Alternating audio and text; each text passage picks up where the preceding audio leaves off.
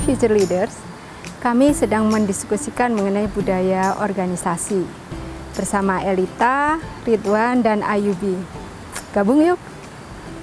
Mengapa budaya organisasi ini menarik untuk kita diskusikan? Karena ini adalah faktor yang sangat penting untuk memastikan ketercapaian kinerja organisasi. Budaya organisasi adalah seperangkat nilai, asumsi, norma yang dianut oleh sekumpulan orang dalam suatu organisasi yang dia aplikasikan dalam keseharian di dalam berinteraksi baik secara internal maupun eksternal. Jadi budaya organisasi merupakan personality organisasi tersebut. Ada beberapa definisi yang dikemukakan oleh banyak ahli.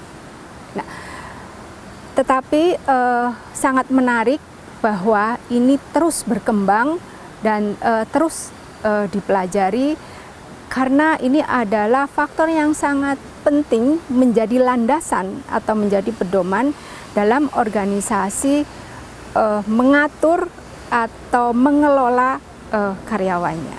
Nah, kalian sudah sempat baca beberapa definisi dari budaya organisasi? Coba. Saya juga pernah baca tentang budaya organisasi. Menurut David, bahwa budaya organisasi mencakup suatu pola perilaku yang ada di internal organisasi dalam berinteraksi dengan eksternal organisasi. Coba. Nah, menurut Robbins, budaya organisasi itu merupakan suatu persepsi bersama yang dianut oleh anggota-anggota organisasi, kemudian yang mengacu pada apa yang mereka lihat dan apa yang mereka dengarkan. Jadi bukan apa yang mereka suka atau nggak sukanya gitu. Menurut Luton, secara sederhana, perilaku organisasi itu adalah studi dan aplikasi untuk mempelajari orang, individu, maupun tim dalam sebuah organisasi. Kalian sudah menyebutkan dengan baik, jadi bisa kita katakan bahwa budaya organisasi adalah fenomena yang dinamis, merupakan sebuah sistem bagi organisasi dalam mencapai kinerjanya. Jadi dia adalah harus menjadi landasan yang kuat yang diaplikasikan dalam keseharian. Nah, mengapa masing-masing organisasi atau perusahaan itu penting memiliki budaya organisasi yang tepat? Ada yang mau menambahkan mengapa penting? Berdasarkan apa yang saya pelajari, mengapa budaya organisasi itu penting? Pertama itu adalah landasan dasar bagi kita atau enggak bagi anggota-anggota organisasi untuk berinteraksi itu dalam tim kerja. Kemudian budaya organisasi itu juga penting dalam hal kompetisi promosi jabatan. Nah, makanya budaya organisasi itu sangat penting gitu. Budaya organisasi juga menjadi penting karena budaya organisasi dapat membentuk brand image dari suatu organisasi yang dapat membedakan organisasi dengan organisasi yang lainnya. Dan juga dapat menyatukan semua karyawan yang berasal dari berbagai latar belakang yang berbeda sehingga dapat disatukan dengan satu budaya organisasi. Nah, yang paling penting banget, budaya organisasi ini bakal mempengaruhi arah dan tujuan dari level paling bawah dan level paling atas di sebuah organisasi.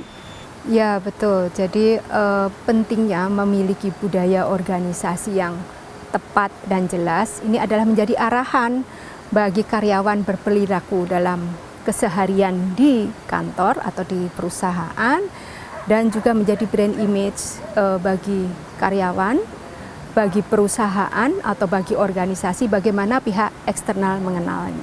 Bagaimana agar budaya organisasi terinternalisasi secara baik pada individu karyawan dan terimplementasi pada keseluruhan organisasi.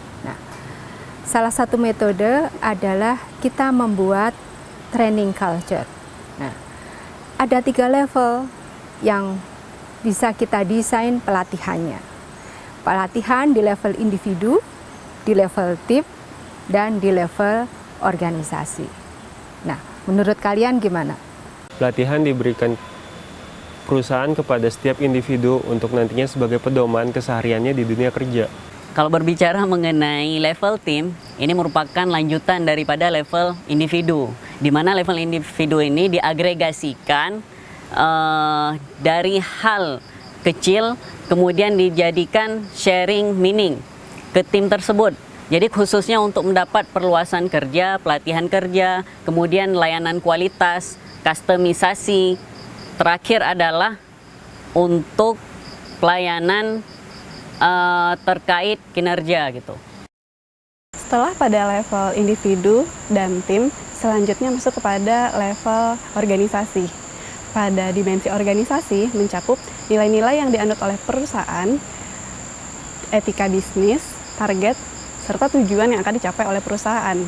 Level ini mengacu kepada peran strategis pelatihan di dalam suatu organisasi. Ya, betul. Jadi, masing-masing level itu berkontribusi bagi keberhasilan intervensi organisasi agar budaya organisasi ini bisa diimplementasikan dengan baik.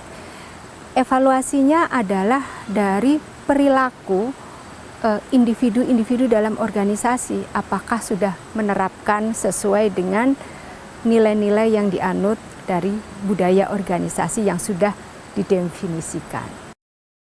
Implementasi budaya organisasi seringkali menghadapi beberapa kendala. Nah, coba Anda ceritakan kira-kira kendala apa saja yang bisa dihadapi oleh perusahaan. Nah, kalau berbicara mengenai kendala, salah satu kendalanya adalah anggota-anggota organisasi itu belum dapat membedakan antara budaya organisasi dengan peraturan lembaga tersebut. Nah, dan juga menjadi kendala jika suatu pemimpin berpikir bahwa budaya itu ada dengan sendirinya. Kendala-kendala yang biasanya dihadapi di lapangan juga adanya anggapan-anggapan bahwa hanya ada satu cara untuk mencapai keberhasilan dari suatu budaya organisasi.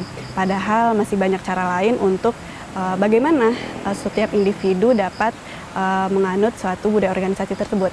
Yang kedua, adanya anggapan bahwa budaya organisasi tersebut hanya perihal urusan pimpinan saja.